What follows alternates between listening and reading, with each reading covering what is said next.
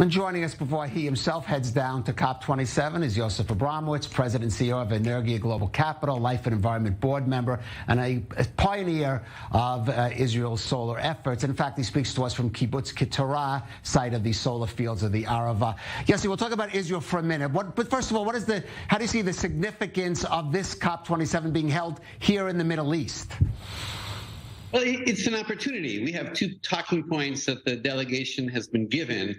One is regional endeavors, and two, what your report said, that we have technology that can make some breakthroughs on the climate. We have climate solutions.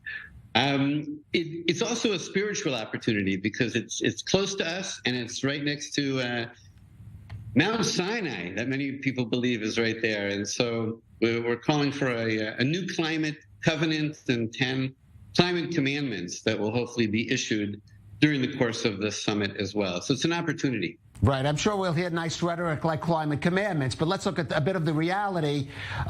Israel, for example, the Prime Minister, Yair Lapid, canceled his participation, so you can argue a bit of a downgrade, even though President Herzog will attend.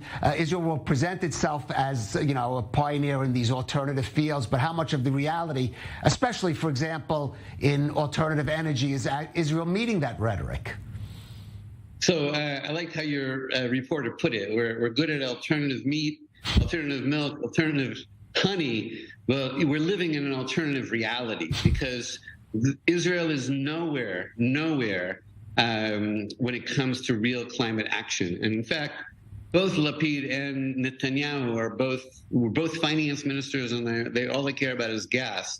President Herzog is the one decent, powerful voice who understands the moral reckoning of our generation and the biggest threat really to the world as well as to the threat. And it is so appropriate that he's the one representing the state of Israel. I'm in the region here in the Arava.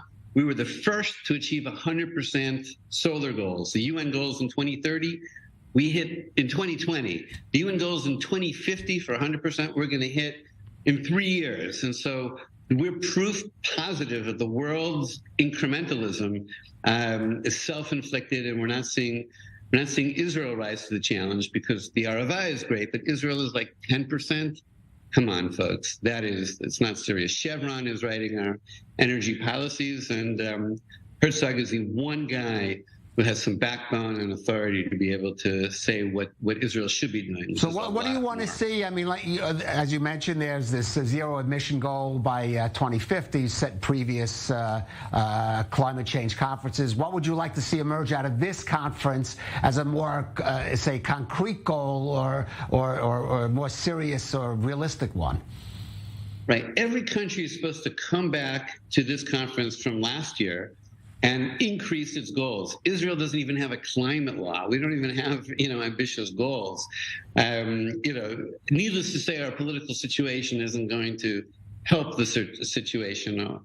Basically, almost all the great environmentalists in the government and the Knesset are out. And well, let me ask you about that. What's your feeling about this incoming government? These are not parties that ran, I think we could say, not really on green platforms. Not at all. And the people who had green platforms doesn't look like they're going to be in. But what I do want to say, I think a bright hope is the Haredi parties on this. Why? Because they care about cost of living. They're going to come in, they'll probably take over the finance ministry, they'll look at the books, and they're like, wait a second, why are we paying 3 times as much for the gas that we would have for the solar energy? So I actually think the Haredim represent hope because the cost of living is such a key factor that also led to the growth of Shas, representation. So let's watch that and let's influence that. But frankly, the Europeans are going to put carbon taxes on all goods that they're going to import, and the state of Israel can decide we can kill any industry that we want by not playing ball, or maybe we have to get with the program. All right, get with the program. I'm sure that's the message you'll bring. Josef Abramowitz, thank you for joining us on The Rundown. Right on.